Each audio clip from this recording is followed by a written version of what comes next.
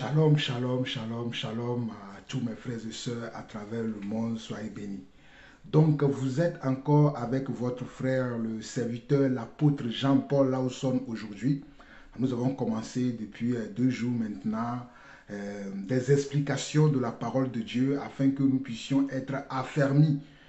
Pour ceux qui ne sont pas affermis dans la foi, pour ceux qui ne connaissent pas vraiment les instructions que le Seigneur a données à ses envoyés, à ses disciples, pour ceux qui ne connaissent pas quelles sont les prérogatives que Dieu attend de ses élus, de ses choisis, de ses appelés. C'est pour vous que je fais toutes ces séries de vidéos afin de vous réveiller, afin de vous alerter, afin de vous sensibiliser. Et en même temps, vous informer de ce qui est écrit dans la parole de Dieu, qui est la vérité. Parce que nous qui croyons à la parole de Dieu, nous savons que la parole de Dieu est inspirée de Dieu. Nous savons, parce qu'il est écrit dans la parole de Dieu, que toute écriture est inspirée de Dieu.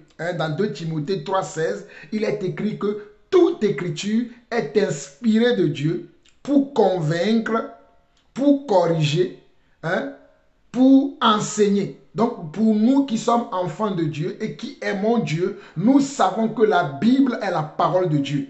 Et nous savons également que c'est poussé par l'Esprit que les hommes ont écrit la parole de Dieu.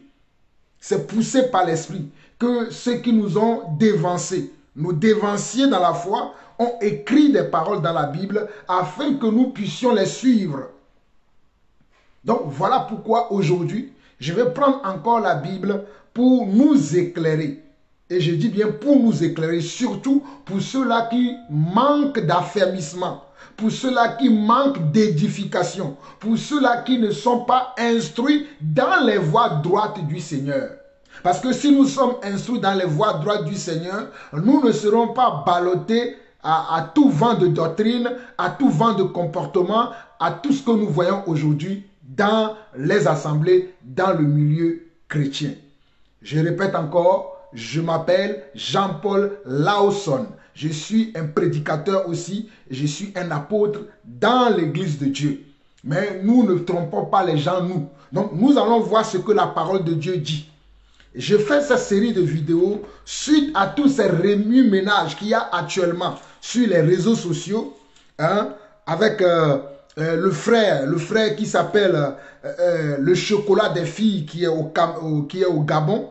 Il y a un monsieur, un frère, moi je vais l'appeler un frère, qui est au Gabon, un monsieur qui dénonce les dérives dans les églises, qui dénonce les dérives sectaires, qui dénonce les choses qu'on ne doit pas normalement voir dans l'église. J'ai suivi plusieurs séries de vidéos, de TikTok de ce monsieur, et je crois que ce monsieur a la jugeote.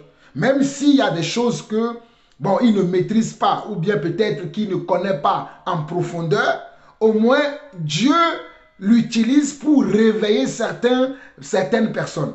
Parce que ce travail nous incombe à nous, les enfants de Dieu, de réveiller nos frères qui dorment, de réveiller nos soeurs qui dorment, de dire la vérité à nos frères et sœurs, afin qu'ils quittent ces endroits-là. C'est un travail que nous faisons depuis des années. Mais comme le Seigneur lui-même dit, comme notre Dieu, notre Seigneur lui-même, il le dit, je vous l'ai montré la dernière fois dans Luc chapitre 10 que la moisson est grande, mais il y a peu d'ouvriers. La moisson est grande, mais il y a peu d'ouvriers. Voilà pourquoi nous prions chaque jour. Nous sollicitons le Seigneur, nous lui demandons de nous envoyer ses serviteurs afin que ces gens de dérives que nous voyons aujourd'hui là, que nos frères ne soient pas comment, ne soient pas menés dans cela. Nous ne pouvons pas arrêter ça. Ces dérives vont continuer. Ça, je veux bien que vous le compreniez. Nous ne pouvons pas arrêter les dérives. Il y aura toujours des gens qui vont se lever du jour au lendemain, qui vont se dire qu'ils sont de Jésus-Christ, que Jésus les a envoyés, alors qu'ils ne sont pas connus de Jésus. Il y aura toujours des gens, il y aura toujours des églises mensongères, il y aura toujours des faux prophètes, des faux apôtres, des faux pasteurs, des faux évangélistes, des fausses églises, et il y en aura toujours. Nous ne pouvons pas arrêter cela. Mais néanmoins, pour vous qui êtes maintenant frustré, hein, et que vous ne savez pas quoi faire, c'est pour vous que je fais cette série de vidéos, pour que vous compreniez que ces choses sont normales. Il faut que ces choses-là arrivent, et ça doit arriver. Il faut que cela arrive. Donc, comprenez que c'est la volonté de Dieu que ces choses-là se passent. Mais il faut que vous qui êtes affermis dans la foi, que vous réveillez ceux qui dorment. Pour vous qui êtes affermis dans la foi, réveillez ceux qui dorment. Pour vous qui êtes affermis dans la foi, réveillons ceux qui dorment. Alors aujourd'hui, je vais encore prendre 3 passages bibliques pour nous éclairer par rapport à ce qui se passe aujourd'hui. Les réseaux sociaux sont inondés. Tous les jours, je reçois des séries de vidéos.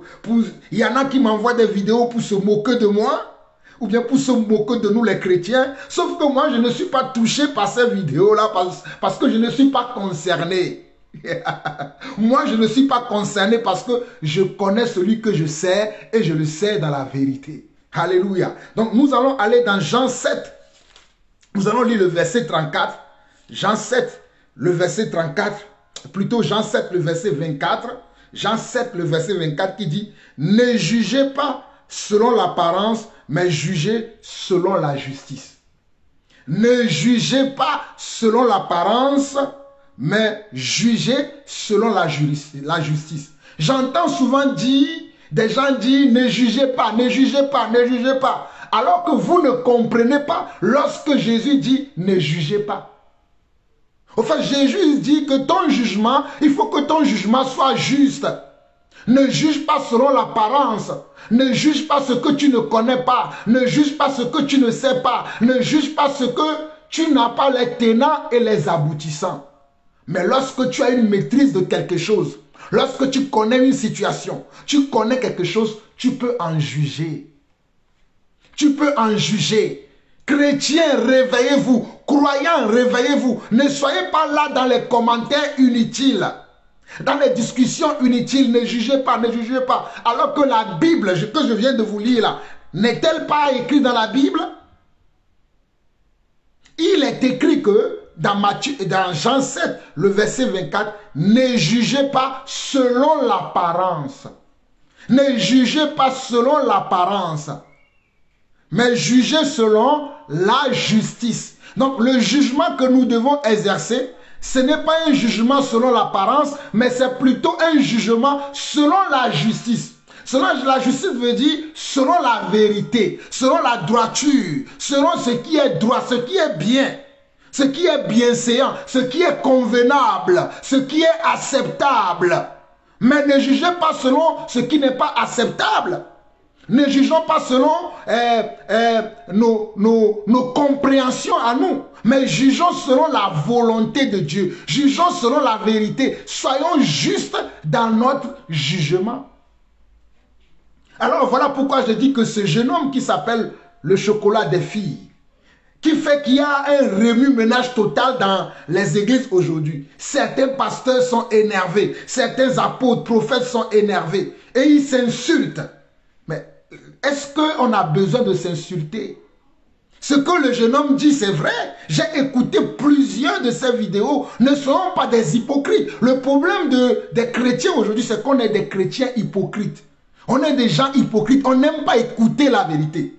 Mais ce jeune homme parle de Dieu comme lui aussi connaît, selon la manière dont lui aussi connaît. Mais il y a des choses qu'il dit qui sont vraies.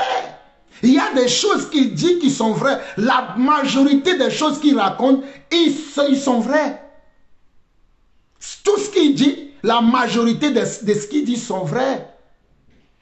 N'y a-t-il pas de problème dans les églises aujourd'hui? N'a-t-il pas de la fraude dans les églises aujourd'hui? N'a-t-il pas de la sédition dans les églises aujourd'hui? N'a-t-il pas du mensonge, du trafic, du vol d'armes dans les églises aujourd'hui? N'a-t-il pas de violations dans les églises aujourd'hui? N'a-t-il pas de compromissions dans les églises aujourd'hui? Mais que faites-vous les chrétiens d'aujourd'hui?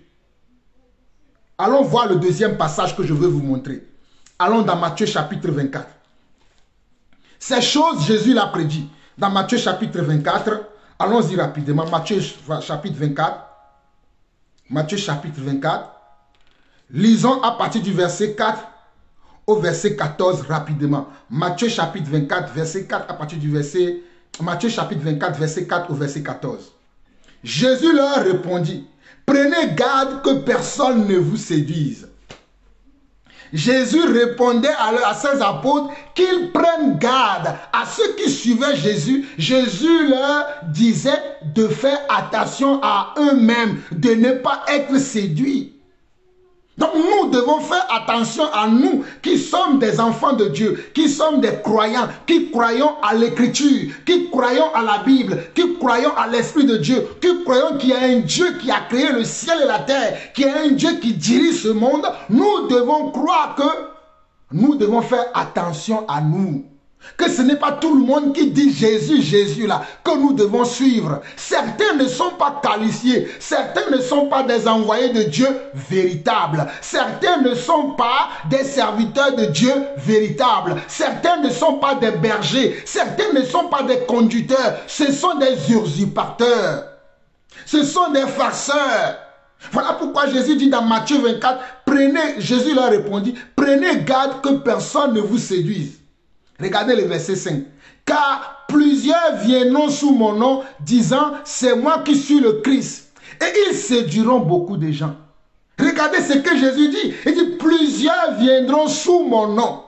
C'est-à-dire, plusieurs viendront, ils diront qu'ils viennent de ma part. Que c'est moi qui les a envoyés. Que c'est moi qui les a choisis. Que c'est moi qui les a appelés. Mais moi, je ne les connais pas.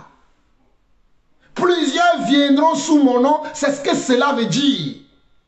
Plusieurs viendront et diront que nous sommes de Jésus. Mais moi, je ne les connais pas. Et il continue. Et regardez, hein, et ils séduiront quoi? Ils séduiront beaucoup de gens.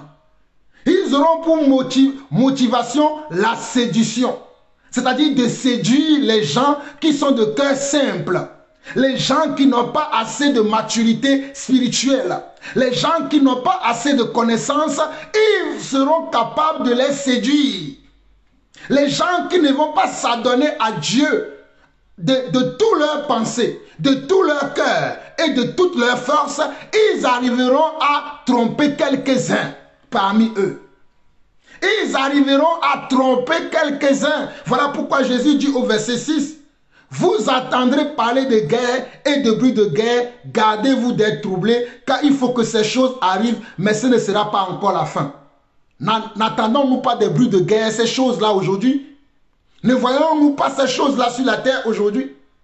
Une nation s'élèvera contre une nation et un royaume contre un royaume, et il y aura en divers lieux des famines et des tremblements de terre. Mes frères, ne voyons-nous pas ces choses aujourd'hui? Y a-t-il pas des tremblements de terre? Y a-t-il pas des catastrophes naturelles que nous voyons en divers lieux aujourd'hui, que ce soit en Afrique, en Europe, en Océanie, en Amérique, en Asie? Ne voyons-nous pas des catastrophes naturelles aujourd'hui? Verset 8. Tout cela ne sera que le commencement des douleurs. Alors on vous livrera au tourment et l'on vous fera mourir. Et vous serez haïs de toutes les nations à cause de mon nom. Vous serez haïs à cause de vous serez haïs de toutes les nations à cause de mon nom. Les croyants ne sont-ils pas haïs aujourd'hui? Ceux qui croient au Seigneur ne sont-ils pas haïs aujourd'hui à cause de leur croyance? À cause de ma croyance, je suis haï dans ma famille. Je suis haï dans mon lieu professionnel à cause de ma croyance, parce que je dis que j'appartiens comment à Christ. Parce que je dis que j'aime ce qu'il y a dans la Bible. Et d'aucuns vont se lever pour commencer à dire des âneries, des choses qui ne tiennent pas debout. Que non, c'est pour la colonisation qu'on a amené la Bible pour tromper les Noirs. Ou que Dieu n'a jamais... Chacun tire la parole de son côté. Ne voyons-nous pas ces choses aujourd'hui? Je continue. Verset 11. Plusieurs faux prophètes s'élèveront. Nous sommes dans Matthieu chapitre 24, le verset 11 qui dit, plusieurs faux prophètes s'élèveront et ils séduiront beaucoup de gens. plusieurs. On n'a pas dit un. On n'a pas dit 2, on n'a pas dit 3, on n'a pas dit 4, on n'a pas dit 5 pour ne citer que ceux-là. On a dit plusieurs. Ça veut dire que dans divers lieux sur la terre, il y aura des faux prophètes, il y aura des faux apôtres, il y aura des faux pasteurs, il y aura des faux serviteurs de Dieu, il y aura du mensonge, il y aura de la sédition, il y en aura encore et encore et encore. Il y en aura toujours des faux prophètes. Il y en aura toujours. Mais toi qui es un véritable enfant de Dieu, toi qui cherches réellement Dieu, sache que Dieu a dit ces choses dans sa parole, que ces choses doivent arriver. C'est ça qui nous prouve que Dieu, il est le maître des temps et des circonstances. C'est lui qui tient toutes choses dans ses mains. C'est lui qui contrôle le monde. Il n'y a aucune force, aucune puissance au-dessus de ce Dieu-là. Il sait tout. Et il annonce longtemps avant ce qui doit arriver. C'est un Dieu qui annonce longtemps avant ce qui doit arriver dans les temps à venir. Verset 12 au verset 14, où je vais m'arrêter. Et parce que l'iniquité se sera accrue, l'amour du plus grand nombre se refroidira. Aujourd'hui, parce que l'iniquité, le mensonge, le braquage, le vol des âmes dans les assemblées chrétiennes, dans les milieux chrétiens, ont pris une tournure que je ne peux même pas qualifier, que l'amour du plus grand se refroidit. L'amour du plus grand nombre se refroidit. Les gens ne s'aiment plus. Ou alors les gens s'aiment par motif d'intérêt. Les gens s'aiment aujourd'hui par motif d'intérêt. Mais l'amour qui aime tout, qui considère tout, qui supporte tout, qui croit tout, cet amour-là n'existe plus aujourd'hui. Verset 13. Mais celui qui persévérera jusqu'à la fin sera sauvé. Mais celui qui persévérera jusqu'à la fin sera sauvé. Donc c'est une question de persévérance. Mon frère, ne sois pas troublé parce qu'il y a quelqu'un qui parle de faux pasteurs à longueur de journée. Ma soeur, ne sois pas troublé parce qu'il y a quelqu'un qui dénonce les dérives. Cela doit arriver, c'est écrit dans la parole de Dieu. Ces choses sont normales. Ça doit arriver. Verset 14, on nous dit, cette bonne nouvelle du royaume sera prêchée dans le monde entier pour servir de témoignage à toutes les nations, alors viendra la fin. Cette bonne nouvelle dont nous parlons, ce message dont je vous donne encore aujourd'hui, sera prêché dans toutes les nations. Personne ne dira, je n'ai jamais entendu parler de ce Dieu. Je n'ai jamais entendu les prédictions de Dieu. Je n'ai jamais entendu les prédictions de Dieu. Toutes les oreilles qui sont dans ce monde entendront parler des prédictions de Dieu, entendront parler de Jésus, entendront parler de la bonne nouvelle. Voilà pourquoi Dieu utilise maintenant tout le monde pour parler de lui.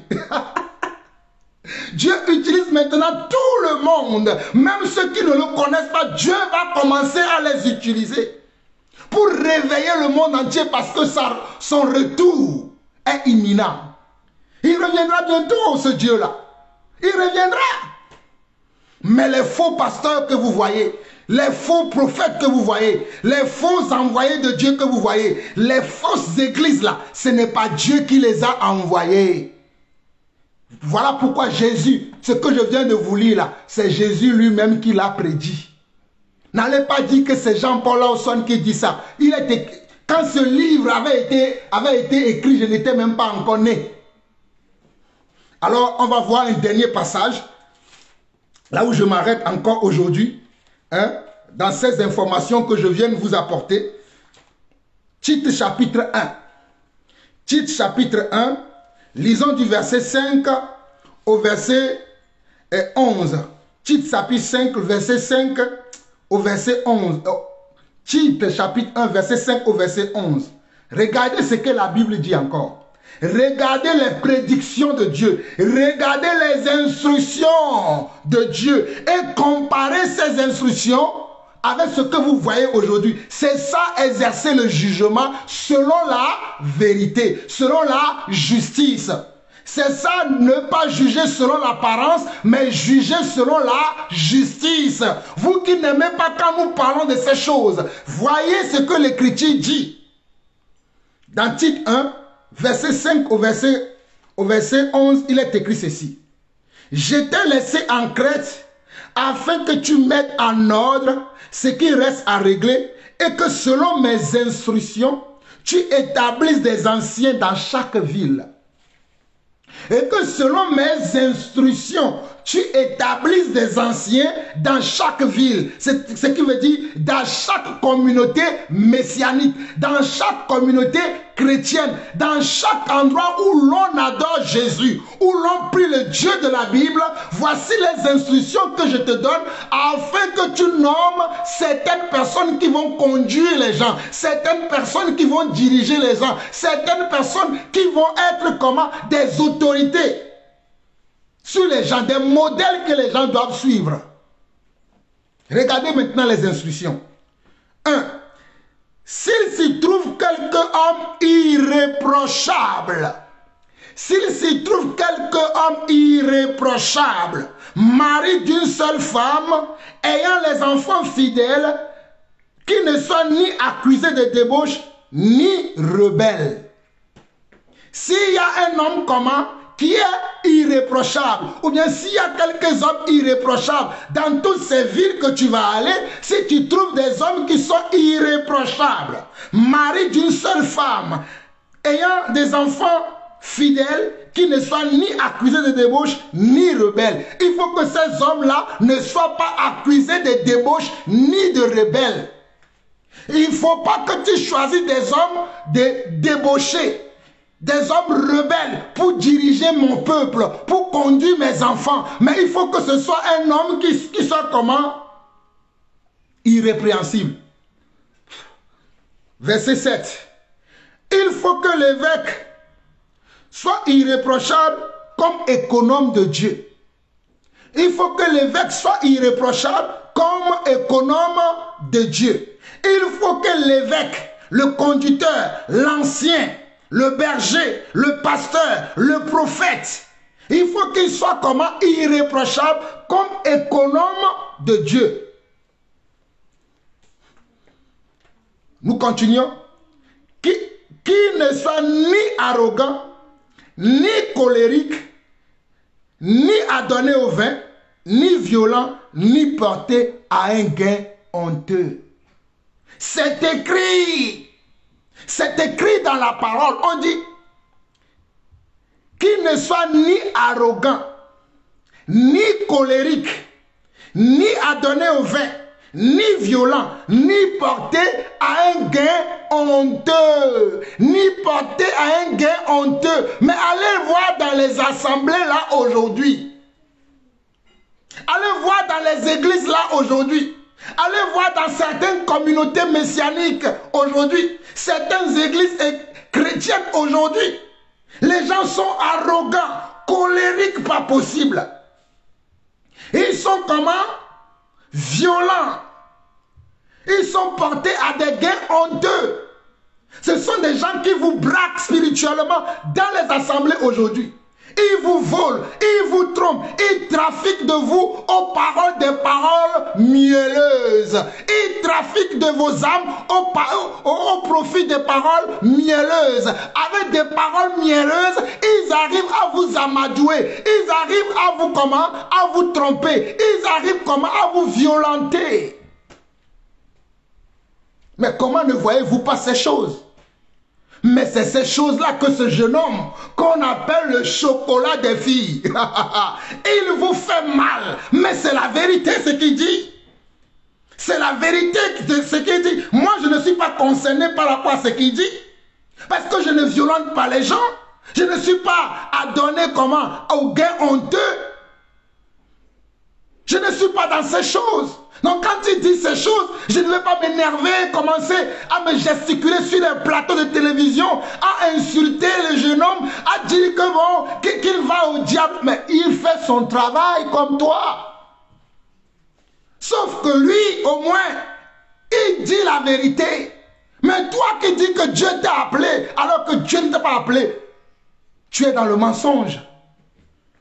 Regardez, je continue. Verset 8.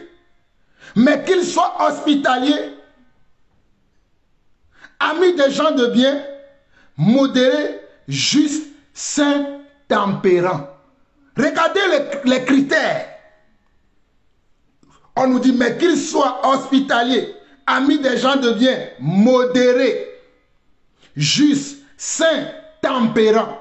Mais regardez les hommes de Dieu qui se lèvent aujourd'hui. Sont-ils dans la tempérance? Sont-ils modérés dans leur manière de parler? Sont-ils justes dans leur... Oh là là, dans leur combat, sont-ils justes? Mais réveillons-nous. Ne nous trompons pas nous-mêmes. Mais réveillons-nous. Examinons-nous. Examine-toi, toi qui te dis serviteur de Dieu. Examine-toi, toi qui te dis croyant. Si tu te retrouves dans ces choses, tu dois sortir de là. Tu dois sortir de là parce que telle n'est pas la volonté de Dieu pour toi. Voilà pourquoi Dieu suscite quelqu'un pour parler. Dieu suscite quelqu'un pour parler, peu importe son origine, peu importe ce qu'il sait ou ce qu'il ne sait pas, mais il parle. Il parlera encore. Et d'autres viendront parler encore parce que ces choses doivent arriver. Tout simplement.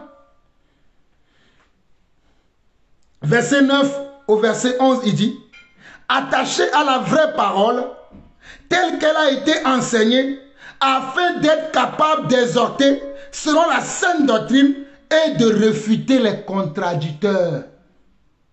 Le serviteur de Dieu véritable doit être quelqu'un qui est capable d'apporter la vraie parole, la vraie doctrine, le vrai enseignement qui vient de Dieu. Pas des enseignements fabriqués, pas des enseignements tronqués, pas de la séduction, mais le vrai serviteur de Dieu, c'est celui qui amène la vraie doctrine, telle qu'elle a été enseignée dans le passé. Il n'ajoute rien, il ne retranche rien. Voilà comment tu peux reconnaître un vrai serviteur de Dieu.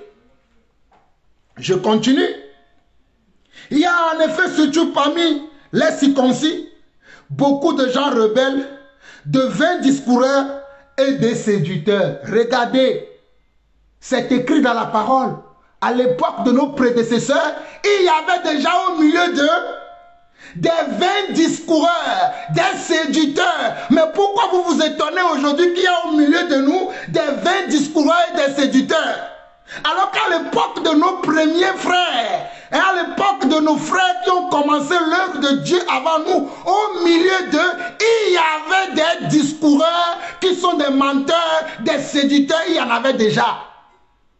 Voilà pourquoi je vous disais tout à l'heure qu'il y en aura toujours. Tant que Jésus ne revient pas là, il y en aura toujours les faux serviteurs de Jésus, les faux apôtres, les faux prophètes, les vendeurs d'illusions, les séducteurs, les charognards, comme je les appelle, les vautours. Il y en aura toujours les vautours. Et là où il y a les vautours, c'est là où ça semble comment? Des cadavres aussi avec eux.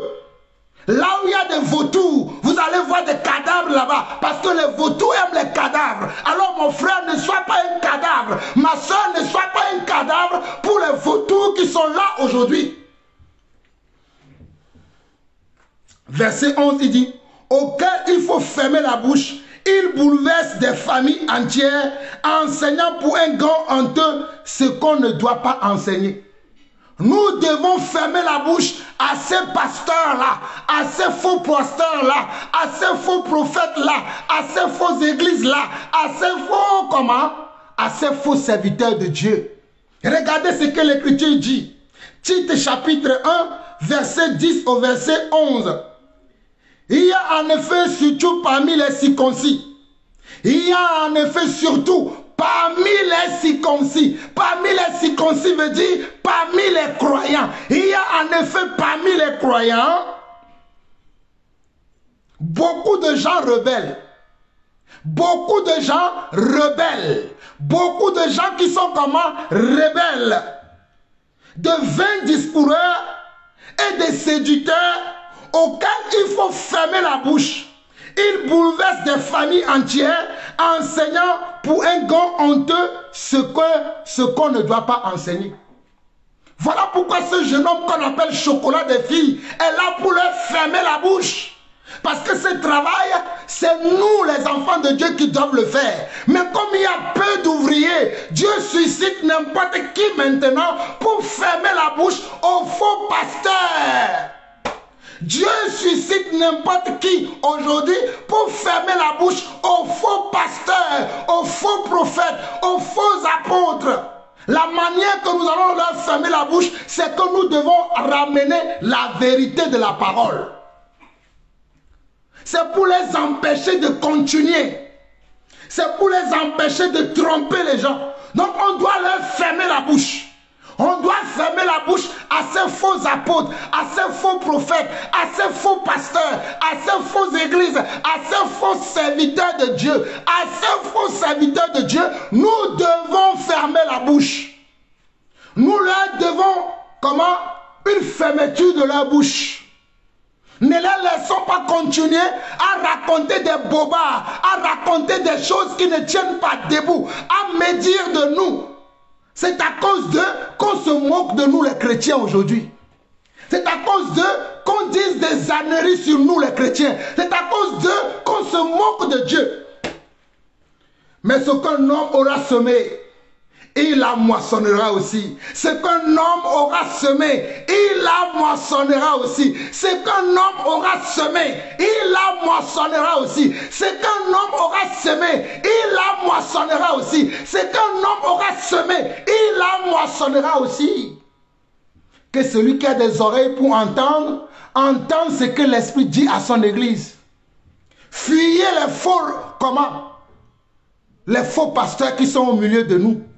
Ah, vous n'avez pas encore compris? Laissez-moi encore une minute, juste une minute, pour vous relire encore ce passage qui se trouve dans Tite 1, verset 10 au verset 11 qui dit: il y a en effet, surtout parmi les circoncis, il y a en effet, surtout parmi les circoncis, beaucoup de gens rebelles. Il y a en effet, surtout parmi les circoncis, beaucoup de gens rebelles.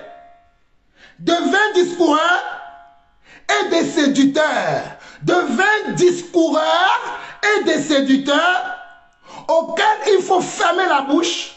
Ils bouleversent des familles entières, enseignant pour un gain honteux ce qu'on ne doit pas enseigner. Ne voyez-vous pas que les hommes, que ce jeune homme qu'on appelle le chocolat des filles au Gabon dénonce, ne voyez-vous pas que ce sont des gens qui bouleversent des familles, qui bouleversent la vie des gens, qu'ils bouleversent le bien-être des gens, qui trompent les gens, qui abusent des gens, qui trichent. Et voulez-vous qu'on ne parle, et vous voulez qu'on ne parle pas, qu'on se taise? Maintenant, on doit parler. On doit parler. On doit avertir les nôtres. On doit prévenir les nôtres. On doit prévenir les nôtres. On doit avertir les nôtres. On doit prévenir les nôtres. On doit crier pour les nôtres. Voilà pourquoi le Seigneur dit: crie à gosier ouvert et je crierai toujours tant que je serai dans cette chair. Moi, Jean-Paul Lawson que vous voyez, je crierai comme ce jeune homme aussi. Comme je crie toujours depuis des années. Comme pour parmi vous, certains ne me connaissent pas, vous tombez sur moi aujourd'hui. Mais allez voir, tapez mon nom, Jean-Paul Lawson sur Google. Vous voulez que nous sommes là depuis et que nous dénonçons ces choses-là depuis des siècles. Mais c'est parce que parmi vous, il y a certains qui sont là à croire. Mais nous reconnaissons aussi que ces choses doivent arriver selon ce que notre Maître, le Seigneur Jésus-Christ, a prêché lui-même, a prédit lui-même dans Matthieu 24. Soyez bénis et ouvrez vos yeux et vos oreilles. Ne suivez pas tout le monde. Shalom, shalom, shalom.